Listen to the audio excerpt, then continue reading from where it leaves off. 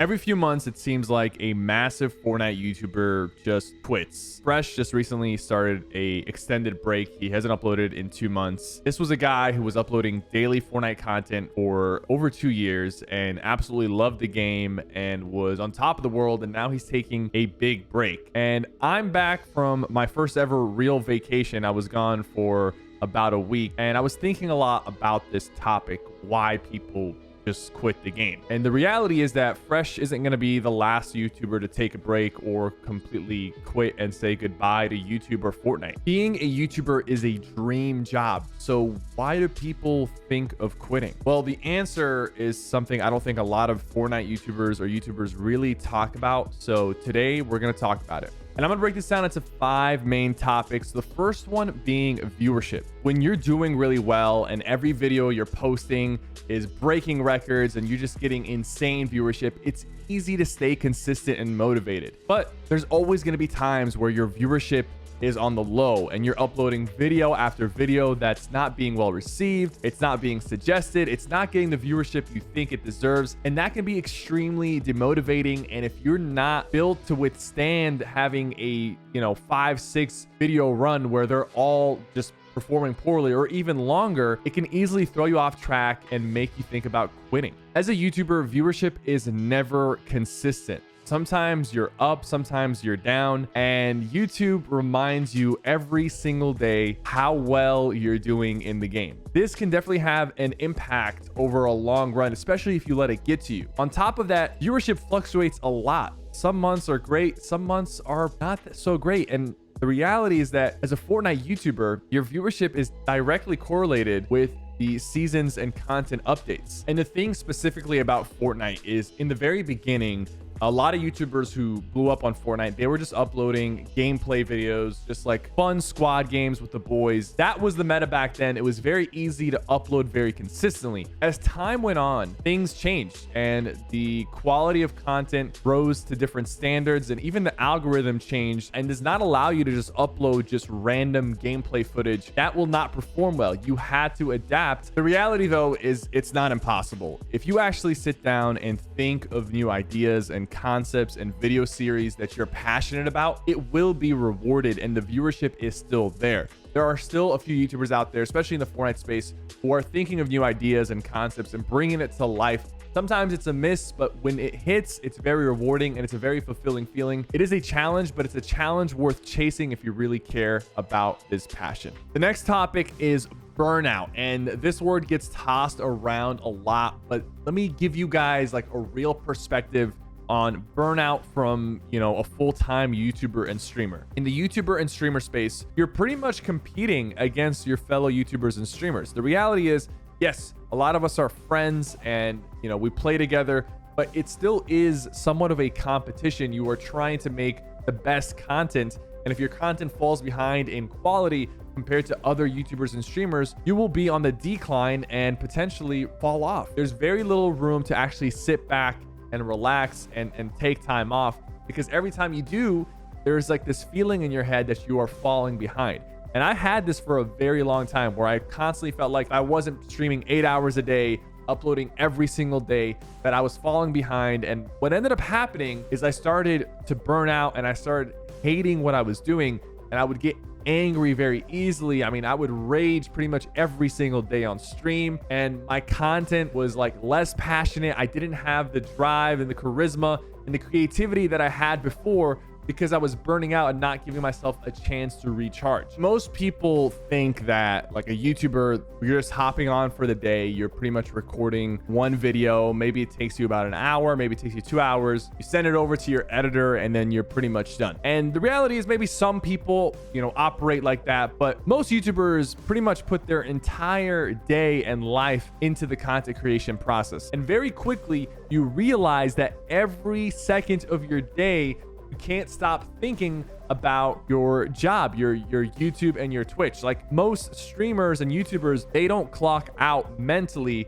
when they end the stream or when they finish the video. That can easily cause you to burn out and just be overwhelmed when your entire life revolves around one thing. But I've realized through the years that it is important to figure out a way to disconnect and actually be able to step away and have your body and mind reset. I think a big problem about burnout is a lot of YouTubers don't even realize they're burning out before it's too late. They think, they're on the grind, they're having fun, they like what they're doing, but you skip one birthday party, you skip an invitation out with the boys, you're not spending as much time with your loved ones, your family. Before you know it, you've missed out on hundreds of different opportunities and events in your personal life without even realizing it. And that's when things start to get real. You really start to feel a little bit lonely. You start to feel demotivated. You might even start getting depressed because your entire life becomes one thing. You have no other aspects of your life, and it creeped up on you without even realizing it. And that's why we see a lot of these YouTubers just suddenly turn off and disappear. And this really touches upon the personal life of a YouTuber, and that's our third section. Your personal life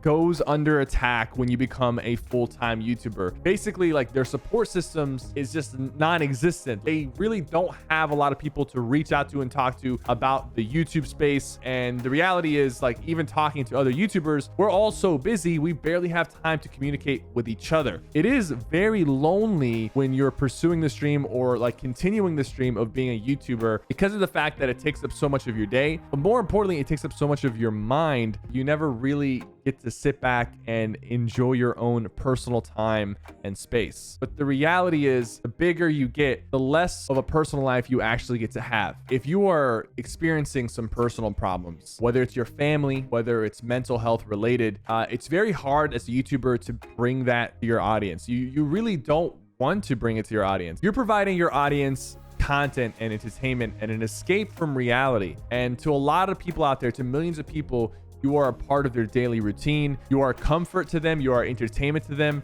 You are uplifting to them. So when something happens with you personally as a YouTuber, you kind of close off and don't want to bring that into your content because you don't want to have a negative impact on the people who are subscribed to you or follow you. And because of that, it creates even extra loneliness. I mean, imagine your whole day and life is spent on YouTube and content creation, but if something bad happens to you, or if you're going through something, the last thing you want to do is bring that to your audience, and you really don't have many people to talk to because your own personal life is constantly being undermined by your career. Now, look, listen, it's not impossible. You can still have a personal life. You can avoid burnout. You can let viewership not get to you. And there are some YouTubers out there that are built like that and have the support systems. But what about motivation? That is the fourth topic. The thing about motivation is it's very tricky. You are very motivated when you're starting off, when you want to make it as a YouTuber. But one thing people don't realize is once you make it as a YouTuber, once you have millions of subs,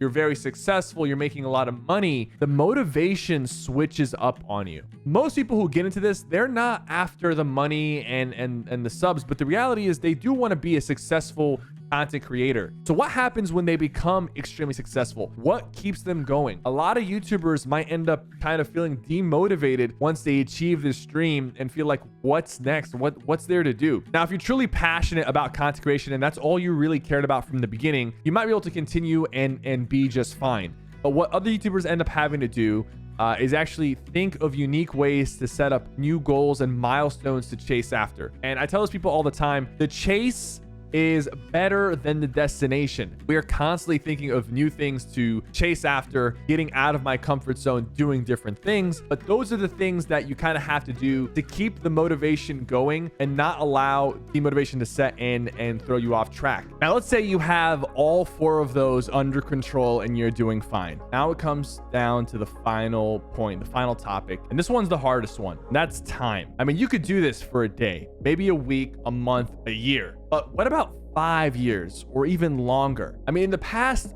5 years, I mean, I went from being single to married to having my own house, and I'm an adult now. I'm grown up. I feel like a completely different person than who I was 5 years ago when I started making Fortnite content. But Fortnite itself as well has changed tremendously in the past 5 years. So to be a Fortnite content creator that has existed from the very beginning to now, you have to still actually like the game of Fortnite, because people will be able to tell if you don't like the game you're making content on, and that will impact your channel negatively. It is a very new career path. And the reality is the lifespan of a content creator or a pro player or a streamer, it is much shorter than a traditional career path. We've seen it time and time again. It is not an easy thing to do for a very, very long time, and only a few people have actually done it for a very long time. I hope to be one of those people who's creating content for years to come. I mean, I've been doing this since I was a child until now. I'm still extremely excited. I'm still trying to push the boundaries, create new and exciting content for you guys, and I'm happy to be here. I'm grateful to be here after all these years, to still be in this position and to still be growing and doing cool and exciting things. And it's all possible because of you guys. And yeah, I mean, we had a pretty serious talk today, pretty real talk, and I hope you guys appreciate this transparency and honesty. Thank you guys so much for watching. Don't forget to like and subscribe.